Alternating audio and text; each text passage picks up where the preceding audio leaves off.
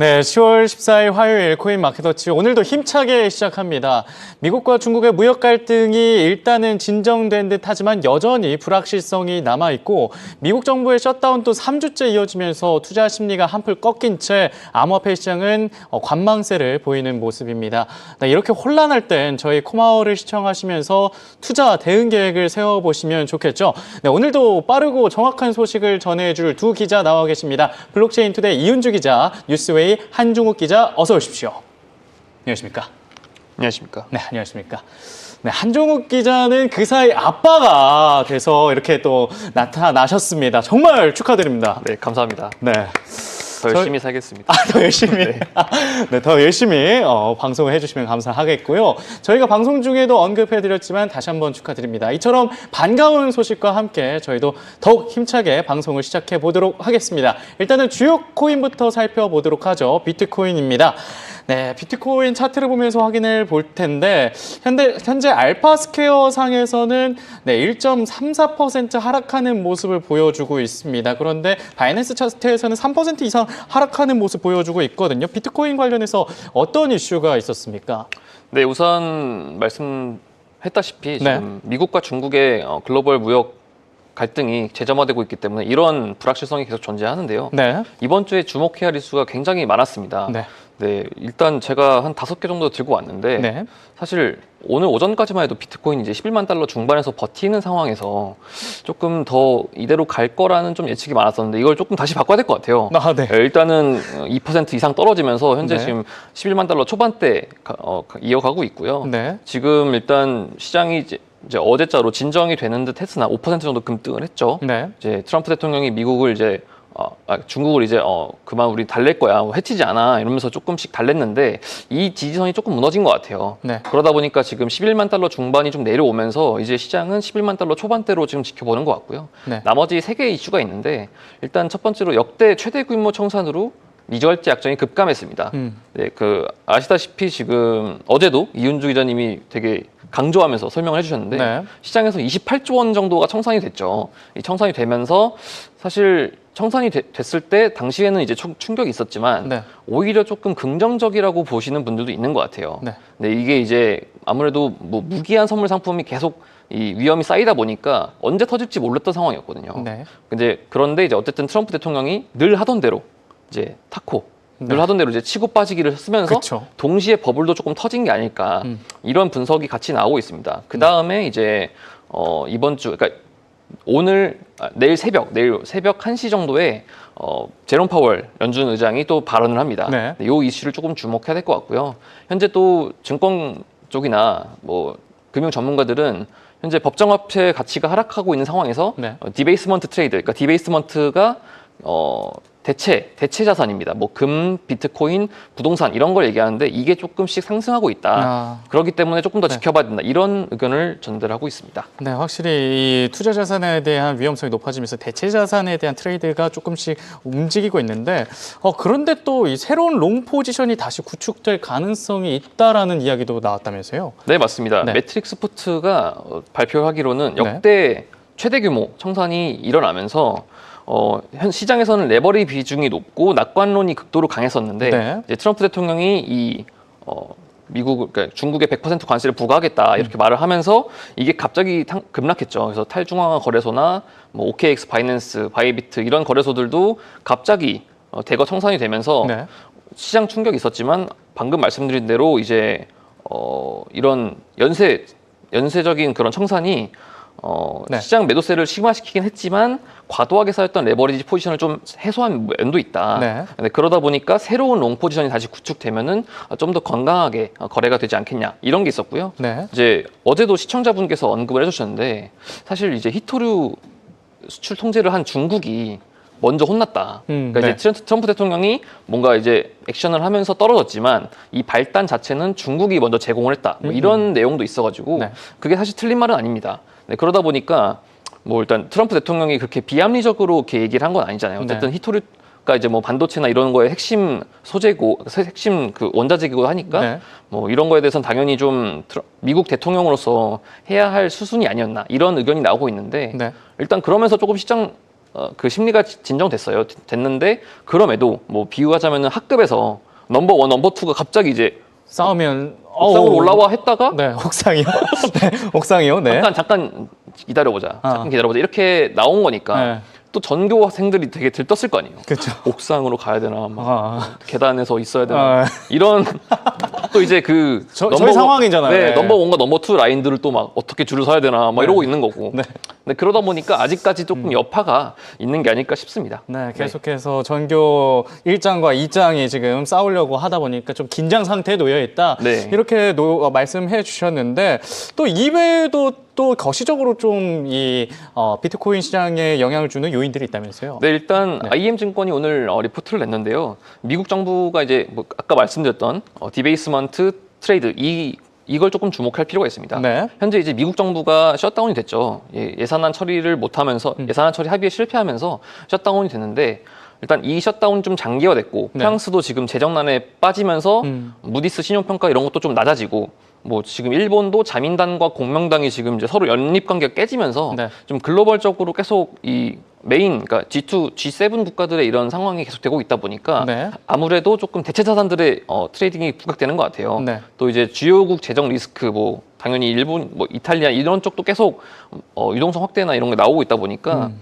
아무래도 좀 금이나 비트코인 이쪽에 뭐 몰리지 않을까라고 하는 보고서가 또 발간이 됐습니다. 네, 국가들의 이 거시적인 악재들이 금하고 비트코인 대체 자산으로 좀 유동성이 옮겨지는 요인이 될 수 있다 이렇게 말씀해 주셨는데 그런데 한편 또 스트래티지에서는 이 비트코인을 계속해서 매수하고 있다면서요? 네, 맞습니다. 네. 역시 월요일의 남자가 또 월요일의 남자요. 네. 또 좋은 소식 하나 들고 오게 했는데요. 네. 일단 스트래티지가 비트코인 220개를 매수를 했습니다. 6만 현재 64만 개를 보유했는데 네. 평단가가 7만 4천 달러예요. 아직은 네, 사실 네. 엄청나게 낮죠. 네. 사실 뭐 이제 스트래티지는 그러니까 세일러 창업자는 네. 트럼프 대통령이 무슨 말을 하든 웃을 겁니다. 계속. 그렇죠. 에이, 또 타코 하겠지. 아이, 또 오르겠지. 또 매수해야겠다. 또 치매. 해야겠다. 에, 이렇게 해서 네. 할 건데 어쨌든 이제 계속 일변도를 보여주고 있다는 거는 아무래도 이제 부자들에 대한 좀 선망이 있지 않습니까, 우리가? 그렇죠. 네, 계속 부자가 산다는 거는 뭔가 있을 것이다. 확신이 계속 생기다 보니까 이런 움직임 하나하나가 현재 이제 불안한 시장 상황에서 조금 투자자들의 마음을 사로잡을 수 있는 하나의 좀 호재로 보이고요. 네. 네, 그 다음에 또 이제 다른 분이 또 이제 큰 발언을 했습니다. 어떤 발언? 네, 레리 핑크 블랙록 CEO가 네네. 오랜만에 좀 공개석상에서 발언을 했어요. 이제 뭐 원래도 이제 레리 핑크 CEO는 좀 비트코인 자체에 좀 부정적으로 봤었는데 이걸 좀 그 선회한 지도 됐죠. 되고 이제 올해 초에 주주 서한에서는 모든 자산을 토큰화하겠다. 이 말을 그렇죠. 하면서 사실 토큰화, 그러니까 RWA의 바람을 불고 온 장본인인데 네. 이 레리 핑크 블랙록 CEO가 현재 이제 암호화폐가 금처럼 일정한 역할이 있다. 역할론을 좀 부여하면서 네. 이 비트코인에 대한 생명력을 다시 좀 불어넣고 있어요. 결코 나쁜 자산이 아니다. 나쁜 자산 아니다. 네, 이 말은 이제 반대로 말하면 좋은 자산이라는 거죠. 투자를 해라. 네. 모든 걸 토큰화해라. 블랙록에서 사세요. 세계 최대 자산 운용사 블랙록이잖아요. 네, 맞습니다. 그러니까 여기에서 암호화폐는 나쁜 자산이 아니다. 이렇게 하면 좀 호재성 발언이긴 그렇죠. 하죠. 네, 이제 그래서 세일러와 레리 핑크. 저는 이제 계속 세일러문이라고 하는데 마이클 세일러를 세일러문이라고 하고. 네, 달처럼 갈 거다. 네. 비트코인을 달처럼 이끌 사람 세일러문. 세일러문과 레리 핑크는 핑크빛을 바꿔야 될 것 같아요. 핑크빛. 레리 핑크빛. 그래서 이제 네. 이 두 형님이 네. 이 콤비를 이루면서 네. 계속 비트코인을 좀 끌고 가길. 세일러문과 레리 핑크빛 네. 이 두 형님이 우리 비트코인을 아주 수호하고 있다. 네, 맞습니다. 정말 든든한데 뭐 이 두 분의 발언이 아직까지 이 시장에 그렇게 큰 영향을 주고 있진 않습니다. 역시나 가장 중요한 건 금리 인하 아니겠습니까? 희망 금리 인하인데 어떻게 보고 계십니까? 네, 그렇습니다. 말씀하신 대로 금리 인하가 가장 중요한 이슈죠. 현재 이제 트럼프 대통령도 계속 말로만 하고 있다 보니까 네. 아직 11월까지는 조금 시간이 있습니다. 네, 그러다 보니까 현재 지금 비트코인 희망은 연준의 금리 인하입니다. 네. 네, 이제 14일에는 그러니까 오늘이죠. 미셸 보우먼 이사가 연설을 합니다. 한국 시간으로. 부의장. 네. 그리고 이제 다음 날 새벽 1시에는 이제 크리스토퍼 월러 이사와 네. 제롬 파월 의장이 연설을 하게 되는데요. 네. 네, 일단은 뭐 차기 연준 의장으로 뽑히는 크리스토퍼 월러 의사도 아무래도 이제 비트코인에 조금 더 친화적인, 그러니까 아무래도 금리 인하에 조금 한 표를 던지기도 했고 이러다 보니까 조금 기대감이 있고요. 네. 이제 무엇보다 제롬 파월 의장이 현재 이제 필라델피아에서 열리는 미국 경제학회 연례 회의에서 경제 전망에 대해서 이제 연설을 한다고 해요. 네. 이제 아마 질문할 때 나오겠죠. 이제 금리 인하 할 거냐, 연내 이제 2차례 인하한다고 했는데 추가로 하실 거냐 이렇게 물어볼 텐데 여기서 이제 조금 더 구체적인 답이 나올 것으로 기대하고 있습니다. 그래서 현재 연방정부 셔다운이 장기화되면서 네. 이제 신규 고용 지표나 주요 경제 지표들이 이제 지금 지연되고 있지 않습니까? 네, 네. 근데 이제 이런 국면에다가 그러니까 트럼프 대통령의 그런 발언, 그러니까 좀 급락성 발언까지 겹쳤는데 만약에 파월 의장이 이제 공언한 바와 같이 이제 금리 인하의 기조를 시사할 경우에 네. 이제 뭐 11만 달러 초반에서 다시 조금 오르지 않을까. 그렇죠. 이렇게 지금 시장은 보고 있습니다. 네. 네, 오히려 이제 파월이 희망이 되면서 네. 조금 시장이 반대로 되는 것 같아요. 얼마 아, 전까지만 그렇죠. 해도 계속 이제 파월을 끌어내라. 파월 때문에 파월 때문에 안 된다. 비트코인 시장이 안 올라간다. 네, 너무 늦었다. 네. 미스터 투 레이트다 했는데 네. 지금은 오히려 트럼프가 내리고 파월이 이를 막는 역할이에요. 그러니까요. 근데 이제 안타까운 건 내년에 임기 끝난단 말이죠. 그렇죠. 이쯤 되니까 생각나는 또 노래가 있는데 노래요? 네.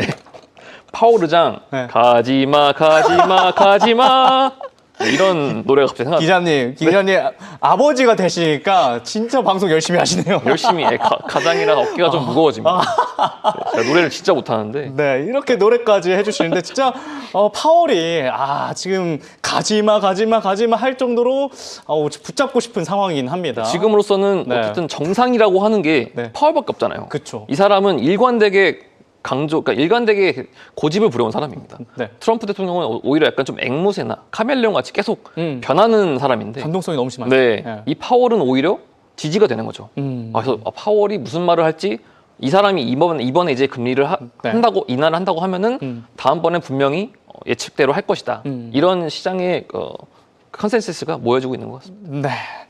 이렇게 해서 파월 의장 이야기까지 해주셨는데요. 그런데 또 다행인 거는 ETF에서 순유입이 있었다 이런 네. 이야기가 있던데 전해주시죠. 네, 그렇습니다. 네. 일단은 비트코인 ETF 자체는 좀 지난주에 원활한 순유입을 기록했습니다. 네. 코인시어스 데이터에 따르면은 약 26억 7천만 달러가 유입이 됐고요.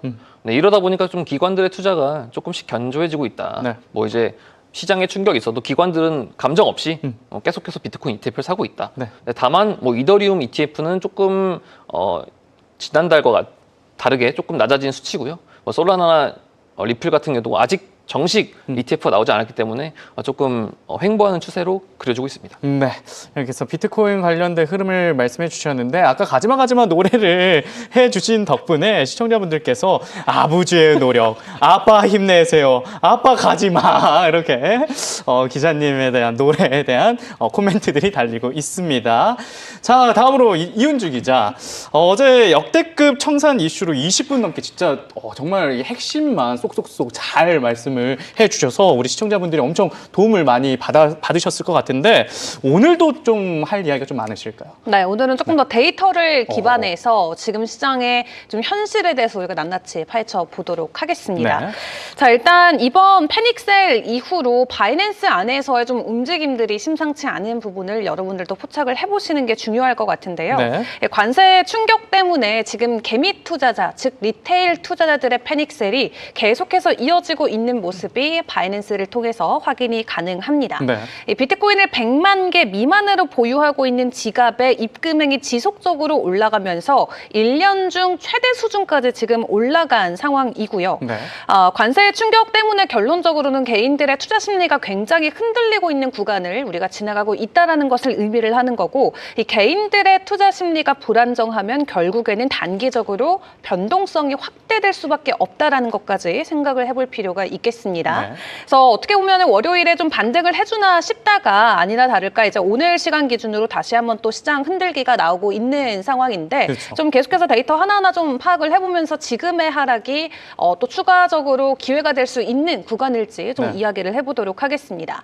자, 지금 바이낸스에서 일어나고 있는 데이터들 하나하나 풀어드리고 있는데, 또 우리가 주목해봐야 되는 것 중에 하나가 바로 바이낸스 선물 시장 안에서의 펀딩 비율이 트레이더들이 계속해서 마이너스 구간을 지나가고 있다라는 거예요. 네. 3거래일 연속으로 마이너스를 기록을 하고 있는데 이게 마이너스라는 건 롱에 베팅하는 것보다 숏에 베팅하고 있는 사람들의 비중이 높다라는 것을 의미를 하고요. 네. 바이낸스가 전 세계 거래소 안에서의 거래량 60% 이상을 차지하고 있기 때문에 이 바이낸스에서 트레이더들이 숏이다라고 외치는 거면은 시장이 숏인 거죠. 결론적으로. 근데 3거래일 연속으로 일단 시장에서는 트레이더들이 아직 하락이 끝난 게 아니다라는 신호들을 계속해서 보내주고 있어서 네. 단기적인 변동성이 계속 나올 수 있다라는 부분은 주의를 해보시는 게 좋겠고요. 또 여기에 불안한 지표 중에 하나가 바로 거래소 안에 입금되고 있는 입금량이 계속해서 증가되고 있다라는 겁니다. 네. 아까는 이제 비트코인을 기반으로 해서 100개 미만의 트레이더 지갑을 확인을 해봤다면 이거는 지난 일주일 동안의 이 입금량을 확인을 해볼 수 있는 데이터인데 지금 이 보라색으로 보여지는 게 입금량의 추이고 검은 색깔이 비트코인의 가격입니다. 네. 지금 가격 위를 뛰어넘는 입금량이 들어오고 있는 상황이죠. 펀딩비가 약세, 한마디로 트레이더들이 이제 비트코인은 계속 숏이다라는 관점을 유지하고 있는 가운데 네. 누군가가 계속해서 거래소 안으로 비트코인을 입금시키고 있다라는 것은 이거는 매도 물량으로 우리가 풀이를 할 수밖에 없는 상황이다. 한마디로 추가 조정에 대한 가능성은 남아 있다라는 거를 꼭 기억을 해보시는 게 좋겠습니다. 네. 그리고 시장가 매도 주문 비율도 굉장히 높은 상황인데 지금 매도 비율이 0.52 구간이거든요. 이 정도면 이제 과열 구간으로 볼 수 있는데 한마디로 사람들이 다 숏의 관점으로 시장을 보고 있고 코인을 팔기 위해서 거래소로 넣고 있는데 네. 서로 팔기 위해서 바쁜 상황이다. 한마디로 하락에 대한 폭이 조금 더 빠르고 가파르게 나올 수 있는 구간이다라는 것을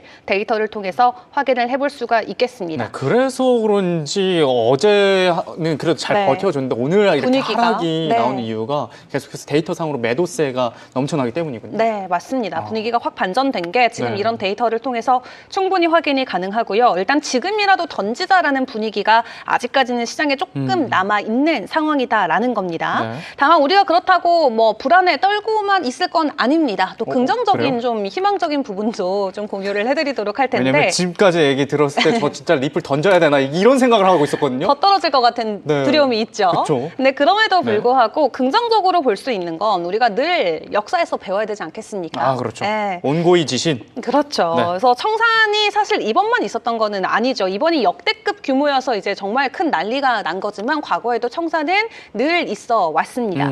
그렇기 때문에 과거 있었던 데이터를 기반으로 지금 현재 우리가 어떤 생각을 해야 되는지를 함께 나눠보기를 원하는데요. 네. 일단 대규모 청산은 사실 코인 시장 안에서 이제 하락장이다, 이제 이 시장 끝이다라기보다는 네. 늘 리셋의 신호로 작용이 되어 왔습니다. 그래서 한번 이렇게 미결자 약정이 싹 정리가 되고 나면은 그것을 기반으로 또 추가 상승을 해주는 모습이 과거 패턴에는 늘 보여져 왔기 때문에 지금의 이 청산으로 우리가 이제 코인 시장은 끝났다라고 외치기보다는 늘 그래 왔듯이 또 이것을 발판 삼아서 올라가 주기를 기대해보는 심리를 가져보는 것도 좋을 것 같고 우리 너무 강한 레버리지 이거 말고 다시 한번 차차 네. 쌓아 나가 보자. 어떻게 약간 이런 보면 심리군요. 맞아요. 더 건강한 또 장이 형성이 될 수도 있는 거고요. 투기 세력들이 사라짐과 함께. 네. 그래서 과거 2021년 때 있었던 청산 사례들을 제가 정리를 해봤는데 네. 2월 달에 있었던 조정 이후에 한 달 안으로 비트코인이 다시 한번 고점을 회복해줬었던 구간도 있었었고 뭐 4월이나 5월에도 비트코인이 무려 20%, 30% 이렇게 급락하는 모습이 나오기도 했었습니다. 네. 다만 폭락 이후 비트코인은 언제 그랬냐는 듯 늘 신고점을 경신해주는 모습을 보여왔고요. 네. 특히 2021년 9월에는 이 엘살바도르가 세계 최초로 비트코인을 법정 통화로 지정을 했었던 날이 있었거든요. 네. 근데 모두가 알고 있었어요. 할 거라는 걸. 나이브 부켈레 대통령이 한다 해서 모두가 이제 기대감으로 이제 소문에 막 사고 뉴스에 팔았었던 시점이었거든요. 네. 이때도 좀 급락세가 나왔었습니다. 4만 달러까지 한순간에 비트코인이 내려갔다가 굉장히 짧은 시간 안에 바로 5만 3천 달러로 급등하는 모습을 보이면서 이번 사태 또한 과거 우리가 2021년에 겪었었던 여러 청산 사태와 마찬가지로 이번 하락을 계기로 추가 반등에 더욱더 강력한 모습을 보여주지 않을까라는 하는 기대감도 있습니다. 그래서 그동안의 공통점을 우리가 좀 모아서 생각을 해보면 미결제 약정이 급감하고 있는 부분, 그리고 펀딩비가 지금 마이너스로 전환된 거 앞에서 보여드렸고요. 또 시장의 공포지수도 급등하고 있는데 보통 이럴 때는 우리가 레버리지를 한번 싹 소화를 하고 네. 그다음에 상승할 수 있는 기반을 형성해가는 구간이다 생각을 해보시면 될 것 같아요. 네. 실제로 이번 청산도 우리가 10만 4천 달러까지 한 번에 훅 떨어졌다가 바로 10,000달러가 그냥 올라갔거든요. 11만 5천까지 바로 회복하는 모습을 보여줬기 때문에 일단 시장이 아직까지는 공포 구간이긴 합니다만 조금 더 시간을 갖고 기다리면은 분명히 추가 상승에 대한 여지를 우리에게 줄 것이다 생각을 해볼 수가 있겠습니다. 네. 그리고 다시 시장이 살아날 수 있을 것 같은 조짐은 다른 데이터를 통해서도 확인을 해볼 수가 있는데요. 지금 보고 계신 거는 실현 지배율이라는 지표입니다. 네. 근데 이게 단기 보유자들이 최근에 실현을 하는 지배율이 51.5%로 급등을 했는데 보통 이 지표가 올라가면 그게 비트코인의 추가 상승에 대한 또 오. 신호탄이 되어주기도 했었던 지표거든요. 다행이네요. 네, 그래서 이 지표를 통해서 보더라도 단기 보유자들이 추가적으로 매도를 하지 않고 일단 홀딩하는 관점에서 시장을 보유하고 있다. 그러니까 시장 안에 새로운 돈이 계속 들어오고 있다라고 생각을 해보셔도 될 것 같고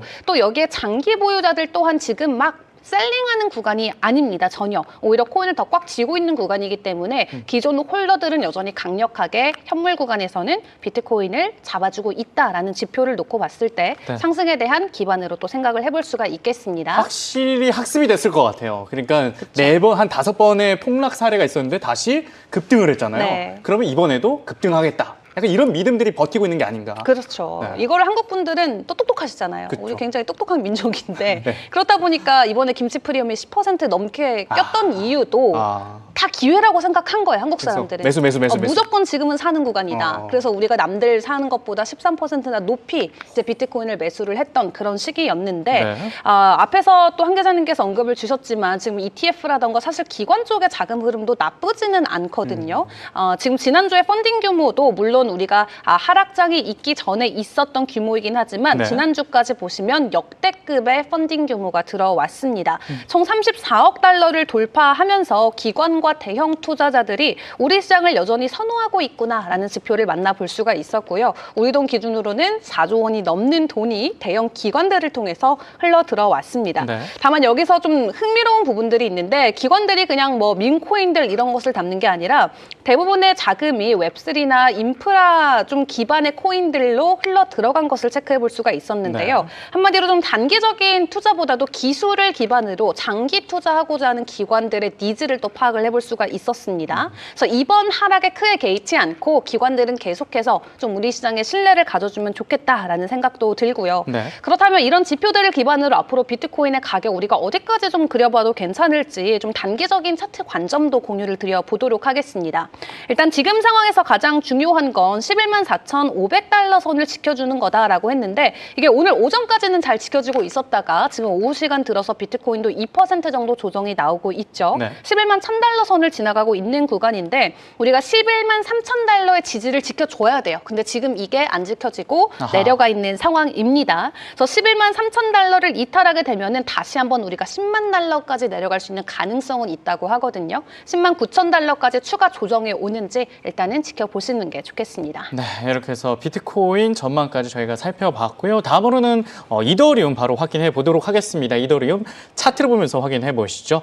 이더리움도 마찬가지로 어제까지는 잘 버텨주는 틀은 보여주고 있다가 갑자기 급락이 나타나고 있습니다. 거의 4%가량 하락하고 있는데 이더리움 관련해서 좀 눈여겨봐야 할 이슈 좀 소개해 주시죠. 네, 우선은 비트코인이 2% 가까이 조정을 받고 있다 보니까 네. 이더리움도 같이 이제 투자 심리가 조금 내려간 것 같아요.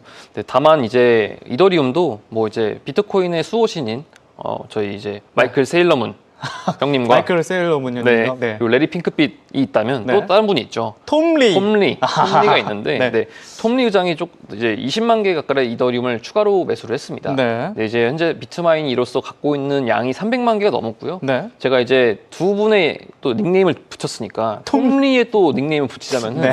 톰 이더리움, 아우. 톰 리더리움으로 한번 제가 한번 별명을 붙여봤거든요. 완전 외우기 쉬울 것 같아요. 네, 그래서 이더리움은 톰리 이더리움이 보호해준다. 그렇죠. 아하. 수호신이라고 보는데. 수호신이다. 네, 어쨌거나 네. 이제 사실 저희가 통상적으로 10만 원을 이더리움을 샀어요. 네. 다음 날 갑자기 30%가 뜁니다. 그럴 경우에 또 10만 원 넣기가 사실 투자자 입장에서는 좀 쉽지 않잖아요. 부담스럽죠. 부담스럽죠. 네. 이게 또 언제 떨어질지 모르고 또 샀는데 더 올라갈지 뭐 더 사야 될지 이런 것도 좀 헷갈리는데 네. 기관들은 좀 일정하게 자신들이 평가한 가치에서 낮다면은 무조건 사들이거든요. 근데 그러다 보니까 계속 주마다 사들이는데 네. 사실 이런 하락세는 기관들에게서는 좀 호재입니다.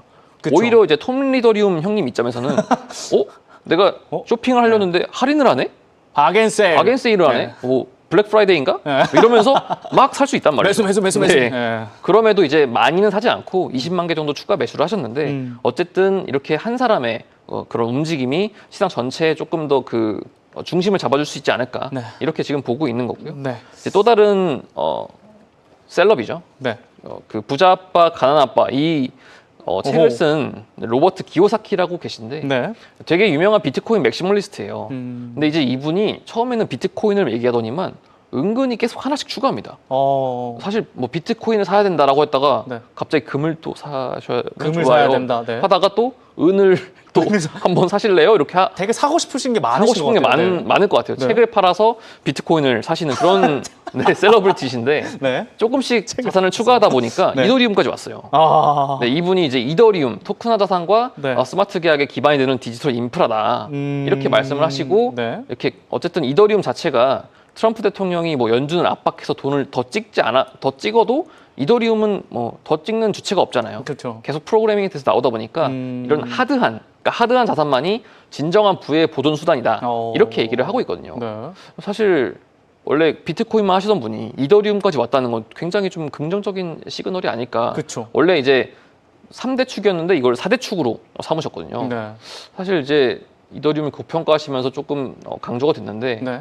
저도 좀 아빠가 됐는데 어떻게 부자 아빠가 돼야 될지 요새 이제 이더리움을 사시면 되겠네요. 이 네. 로버트 기요사키님처럼. 요새 이제 아이 용품 때문에 네. 당근 앱을 많이 하고 있는데 저는 이제 당근 아빠로 당근 아빠. 부자 아빠는 조금 힘들 네. 것 같고 당근 아빠로 당근 한번, 아빠로? 네, 거듭나 보도록 하겠습니다. 아, 가정적인 아빠. 네. 하지만 또 부자 아빠가 되기 위해서 이더리움을 사시는 건 어떨까요? 아, 네. 일단 이렇게 해서 어쨌든 로버트 기요사키님께서 이더리움을 좀 긍정적으로 생각한다까지 말씀을 해주셨는데 한편 긍정적인 이슈만 있는 것 같지는 않습니다. 이더리움이 구조적 문제가 있다고요? 근데 일단 이더리움도 일단 처음에 나왔던 그 2018년, 19년 이때 나오다 보니까 네. 이제 조금 뭐 개선해야 될 고질적인 문제가 있습니다. 이제 그 중에 하나가 MEV라는 건데요. 이게 MEV가 최대 추출 가치로 영어를 줄인 말입니다. 그래서 이제 통상 이제 가상자산 업계에 있는 분들이 MEV라고 하는데 네. 여기 보시면은 이제 그 이더리움 구조 자체가 사용자들이 거래를 날리잖아요. 그쵸. 이제 탈중앙화 거래, 그러니까 업비트나 비싼 같이 중앙화된 거래소면 이제 그냥 매도인이 있고 이거를 중앙 플랫폼이 매칭을 해서 해결해 네네네. 주잖아요.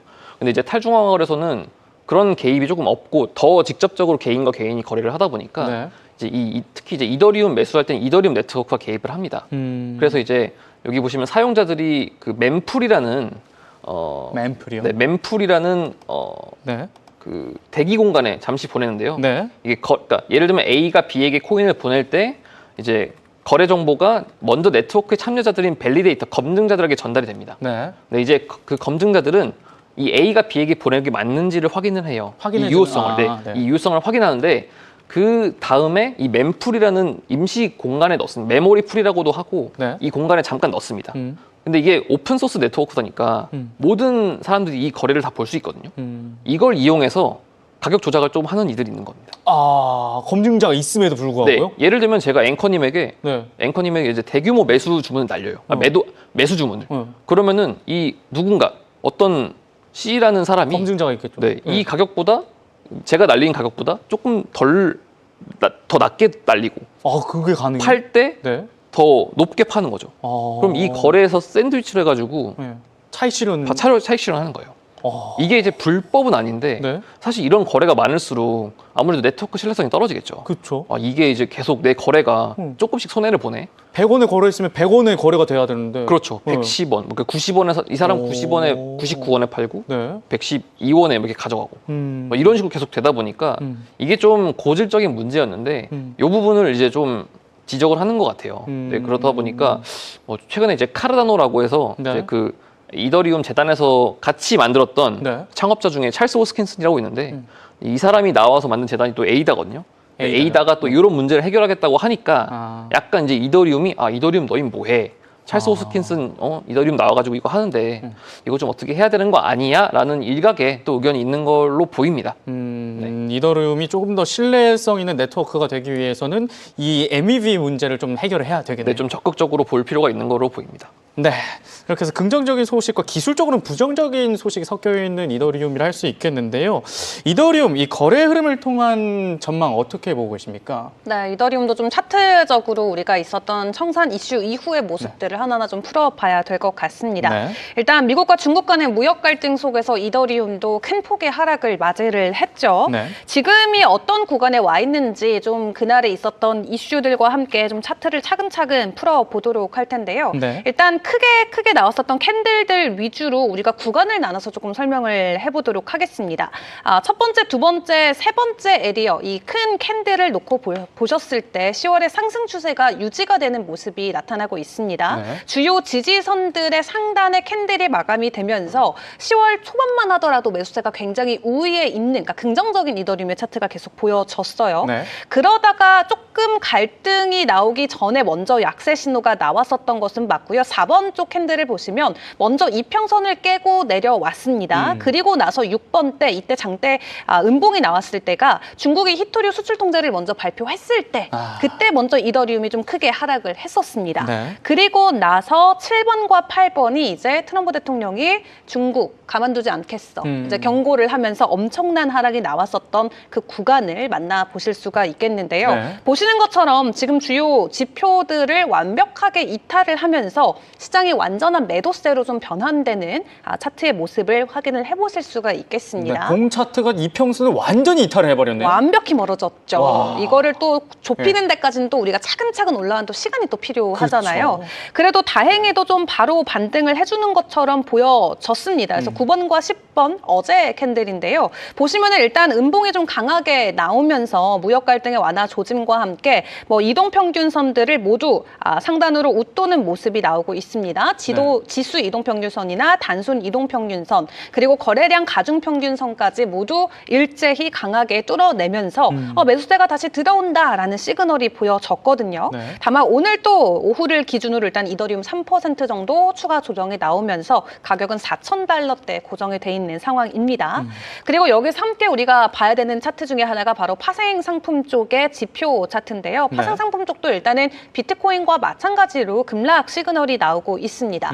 8월까지만 하더라도 이 OI가 사상 최고치인 330억 달러를 돌파하면서 이더리움의 매수의 불이 켜지는 이때만 하더라도 이제 뭐 비트마인이라던가 이더리움 리저브 기업들이 하나둘씩 나오면서 강세가 좀 강해질 시기였는데 네. 10월 10일 이후에는 지금 그게 반토막이 난 상황. 근데 앞에서 말씀을 드렸던 것처럼 이렇게 우리가 미결제 양성을 어떻게 보면 크게 청산하고 털어내고 나면은 또 새로 출발할 수 있는 또 좋은 건강한 장세가 마련이 되기 때문에 하나의 안정화 신호로도 생각을 해보셔도 좋을 것 같고요. 네. 그리고 앞에서 우리 세일러문 한 기자님께서 말씀해 주신 세일러문. 마이클 세일러문께서 네. 비트코인을 사신 것처럼 우리 톰 리더리움 반영을 바로 해주시네요. 네, 써먹어보고 싶었어요. 너무 네. 재밌어서 톰 리더리움께서도 계속해서 리더리움. 이더리움을 매집을 해주면서 네. SER이라고 하거든요. 스트래티직 이더리움 리저브라고 네. 이더리움을 이제 비축 자산으로 모아가는 기업들을 줄여서 SER이라고 합니다. 네. 근데 이 SER이 모아가고 있는 비중은 지금 보시는 것처럼 계속해서 큰 폭의 증가세로 이어지고 있는 상황입니다. 그래서 총 590만 개가 넘는 이더리움이 해당 기업들로 하여금 매집이 되고 있는 상황이고 네. 장기적인 신뢰를 구축하고 있기 때문에 단기적인 변동성에 크게 우리가 주목할 필요는 없다라고 낙관론자들은 계속해서 좀 이야기를 해주고 있는 구간입니다. 네. 자, 그렇다면 차트적으로 우리가 어떤 좀 전망을 가져갈 수 있을지도 나눠봐야 될 것 같은데요. 일단 3,000달러까지 떨어졌다가 이더리움이 다시 4,000달러 이상까지 올라와 준 상황이었죠. 지금 주요 지지선으로는 4,120에서 4,100달러 구간이다라고 이야기를 하고 있는데 오늘 오전까지는 잘 지켜주다가 지금 현재 시각 기준으로는 딱 4,000달러까지 내려가 있는 상황이거든요. 그래서 네. 비트코인과 마찬가지로 주요 지지선을 지금 다시 한번 이탈하는 차트들이 좀 나오고 있습니다. 그래서 추가 하락에 대한 단기적인 변동성에는 주의를 하시면서 이슈들 계속 저희와 함께 점검을 해보시죠. 네, 차트상에서는 조금 위험한 이더리움이라고 할 수 있겠는데 이렇게 해서 이더리움까지 저희가 살펴봤고요. 다음으로는 XRP 한번 살펴보도록 하겠습니다. 리플의 XRP 차트 한번 확인해 보시죠.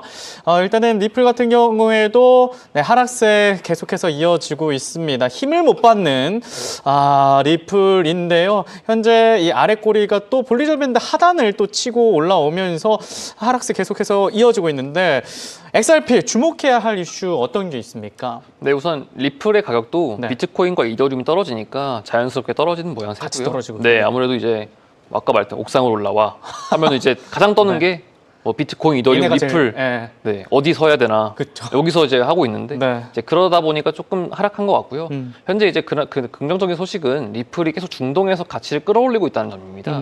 이제 뭐 중동에서 따기 어려웠던 그런 라이센스도 확보를 했고 네. 이번에 또 이제 리플이 바레인의 핀테크 허브, 그러니까 바레인 핀테크 베이와 전략적인 파트너십을 체결을 했어요. 어허. 네, 이러다 보니까 계속 중동을 바탕으로, 그러니까 중동이 지금 아부다비를 기반으로 굉장히 지금 네. 가상산업 기업들이 모여들고 있거든요. 왜냐하면 네. 이제 싱가포르이 조금 규제를 엄격하게 하면서 이 원래 이제 ICO의 성지였던 싱가포르이 네.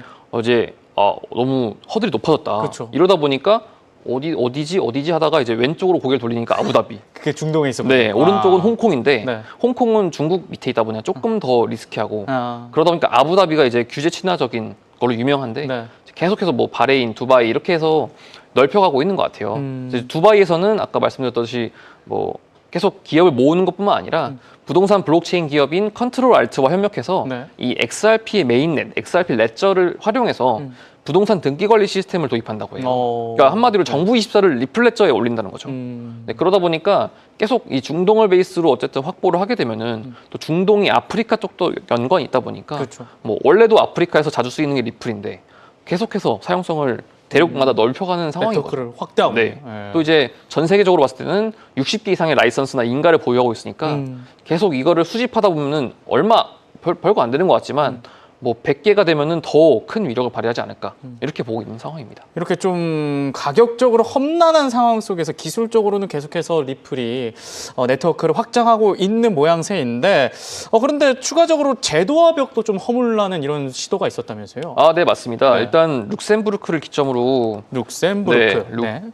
룩셈부르크인데 받아주셔서 감사합니다. 네, 유럽연합의 그 미카법이 나왔죠. 미카법이 굉장히 이제 그 대륙법이어서 그 규제 프레임이 높기로 유명한데 네. 이제 이 RLUSD, 그러니까 발음 잘하셔야 됩니다. 리플의 스테이블 코인인 RLUSD를 RRUSD. 네, 이 미카법 규제 프레임의 머크에 맞춰서 출시를 한다고 해요. 네, 아까 말씀드렸다시피 계속 중동이나 아프리카에서 이 사용세를 늘리고 있잖아요. 네. 이거를 또 유럽으로 넘어가서 이 리플 페이먼트라는 걸 통해서 이제 RLUSD를 기관용 합법 결제 자산으로 정착을 시키는 것이 아하. 이들 또 목표입니다. 네, 아무래도 그렇게 되면은 네. 그 아부다비에서 유럽으로 넘어가는 것도 되게 쉽거든요. 그쵸. 그래서 아부다비에 큰 행사가 열리면은 특히 유럽에 있는, 그러니까 많지는 않지만 유럽에 있는 뭐 크립토 프로젝트들이 자주 갑니다. 네. 자주 가서 이제 교류도 하고 이러는데 뭐 중동에서도 쓰이지. 그럼 유럽에서도 쓰이지. 아프리카에서도 네, 쓰이지. 아프리카 북부도 어쨌든 뭐 유럽권으로 보는 쪽도 있잖아요. 네. 모로코나 뭐 알제리 쪽은. 네. 그러면은 이제 계속 대륙을 통합해 나가는 상황인 거죠.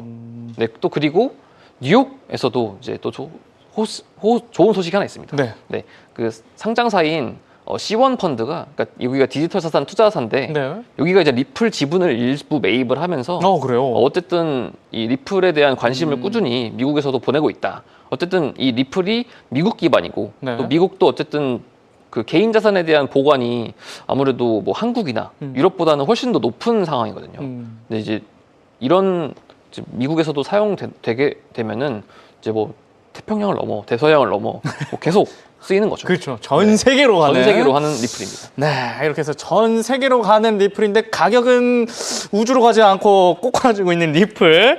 온체인더 데이터 상에서 자세히 좀 흐름 살펴주시죠. 네, 일단 네. 리플 오늘 좀 차트적인 가격 전망 함께 공유를 드려보려고 하는데 네. 리플이 이제 5,000원에서 계속 멀어지고 있습니다. 그리고 오늘도 상위 시총 10개 종목들 안에서는 BNB가 최근에 워낙 가파르게 올랐기 때문에 지금 그쵸. 10% 정도 조정이 나오고 있지만 그 다음으로 2등으로 기준으로 리플이 많이 빠지고 있어요. 6% 가까이 현재 가격 조정이 나오면서 또 2.4달러까지 밀려 내려간 모습입니다. 네. 자, 그렇기 때문에 차트적인 관점에서 우리가 주요 저항 구간과 지지 구간 체크하시면서 여러분들도 전략 세워보시는 게 중요할 것 같은데요. 일단은 2.3달러의 재테스트 가능성이 있습니다. 네. 만약 우리가 2.7달러를 지켜주지 못한다면 말이죠. 지금 가격이 2.47달러이기 때문에 아하. 추가적으로 2.3달러까지도 내려갈 수 있는 가능성은 열려 있다라는 거 기억을 해보시는 게 좋겠습니다. 네. 그렇기 때문에 지금은 뭐 적극적으로 우리가 뭐 투자를 하는 구간보다는 일단은 확정적으로 이게 좀 상승 추세로 돌아서는지에 대한 여부를 확인하고 지금은 좀 관망의 구간이다라는 평가들이 많이 나오고 있고요. 네. 일단 우리가 리플 하면은 솔라나도 그렇지만 이제 10월 ETF에 대한 기대감이 굉장히 크잖아요. 그래서 ETF 리스팅 데이 한번 좀 정리가 돼 있는 파일을 가지고 와 오, 봤습니다. 네. 여러 증권사들이 지금 리플의 ETF를 기다리고 있는데 SAC는 특성상 하나의 증권사만 허락을 해주지 않아요. 네. 한 번에 모두 다 이제 통과를 시켜주기 때문에 이 날짜들 중에 가장 빠른 날짜를 기준으로 통과 날짜를 우리가 보통 계산을 합니다. 왜냐하면 한 팀만 제외를 하고 그 뒤에 있는 다른 팀부터 허용을 해줄 수 없기 때문에 보통 시기가 가장 가까운 그 날짜가 네. 모두가 승인받을 수 있는 날짜다. 우리가 이렇게 생각을 하고 있는데 네. 그게 지금 10월 18일 그레이스케일의 현물 ETF입니다. 얼마 안 남았네요. 4일밖에 안 남았어요. 네. 근데 SAC가 지금 다들 쉬고 셧다운. 계시잖아요. 그렇죠. 그래서 이거는 트럼프 대통령이 조금 셧다운 상태를 빨리 좀 해결을 해주지 않는 이상 그레이스케일이 만약 밀리게 된다면 네. 그 뒤로부터 또 줄줄이 밀릴 수 있는 가능성도 있다라는 거 염두를 해두시는 게 좋겠습니다. 다만 예정대로라면 네. 이번 주 안으로 우리가 원래 리플 ETF에 대한 기대감과 함께 리플이 지금쯤이면 저희가 XRP 댄스 축으로 남았을 구간이어야 댄스. 되는데 그러니까요. 네, 상황이 지금 쉽지 않은 구간에 들어와 있다라는 거 전해드려야 될 것 같습니다. 네, 미국 연방정부의 셧다운 이슈 때문에 리플의 이 10월 ETF 승인 이슈가 조금 밀릴 수도 있다 이렇게 좀 전해주셨습니다. 네, 이렇게 해서 주요 코인의 이슈와 거래 흐름을 통한 전망까지 살펴봤습니다. 이번에는 눈에 띄는 흐름을 보이는 코인들을 살펴보는 시간입니다. 코인 레이더 이어집니다.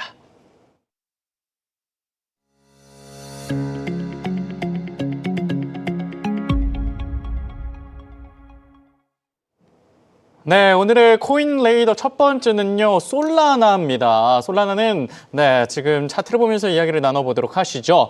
네, 솔라나도 역시나 이렇게, 목요일부터 금요일, 토요일까지 하락세를 보이다가 반등에 성공하나 싶었더니, 다른 코인들과 마찬가지로 오늘도 거의 4% 넘는 하락세 보여주고 있는데요. 솔라나, 네, 어떤 이슈, 솔라나 얘기했더니 바로 수영 기자님이 댓글에 등장을 하시네요. 어떤 이슈에 주목하면 좋을까요? 네, 일단 솔라나도 XRP처럼 좀 이제 댄스를 좀 못 추게 된 것 같아요. 네, 당분간 솔사 댄스라고. 솔사 댄스 네. 수영 기자님께서 추셔야 되는데 네. 요거를 이제 좀 알아서 막는 느낌이고요. 가르막는 네, 이제 느낌. 뭐, 네. 뭐 비트코인이나 이더리움이 다 떨어졌기 때문에 솔라나도 당연히 영향을 받았습니다. 음. 다만 이제 솔라나 같은 경우에는 지금 안정성과 속도를 둘 다 잡았다. 오. 이런 발표가 최근에 나왔는데 네. 그 솔라나 생태계 유지보수 법인인 안자에서 이제 최근 강제 청산, 그러니까 28조 원 강제 청산 때 이 솔라나의 스트레스 테스트를 해봤는데 네. 여기서 이제 버텼다는 거죠. 이 네트워크가. 스트레스 테스트를 했는데 네, 버텼다. 스트레스 테스트를 했는데 좀 네. 발음이 어렵네요. 요걸 했는데 네. 어쨌든 이 안정성을 유지를 했고 네. 이 초당 거래 처리량 TPS가 10만을 달성을 했습니다. 근데 이제 빠른 거죠? 굉장히 빠른 겁니다. 오호. 네, 굉장히 빠른 거고. 네. 이더리움이 10,000 정도 되는 걸로 제가 알고 있는데 네, 20만입니다. 10배는. 네, 그 정도로 하는데 이제 네. 보통 솔라나가 이제 그 블록체인의 트릴레마라고 해서 거버넌스, 그러니까 지배구조, 탈중앙화냐 중앙화냐 네. 이게 있고 그 거래량, 그러니까 거래 처리 속도가 있고요. 네. 안정성 세 가지가 있는데 이 세 가지 중에 세 가지를 다 못 채운다는 겁니다. 이게 딜레마의 발전된 트릴레마라고 해가지고 아, 그래요? 무조건 두 가지만 할 수 있다. 속도, 안전성, 거버넌스. 네, 세 가지입니다. 근데 세 가지 다 못 잡는데. 네, 다 못 잡는다 해서 그 솔라나 같은 경우에는 안정성과 거래 속도를 잡았습니다. 네. 근데 이제 다만 좀 의문스러운 거는 이제 네트워크가 몇 차례 끊겼어요.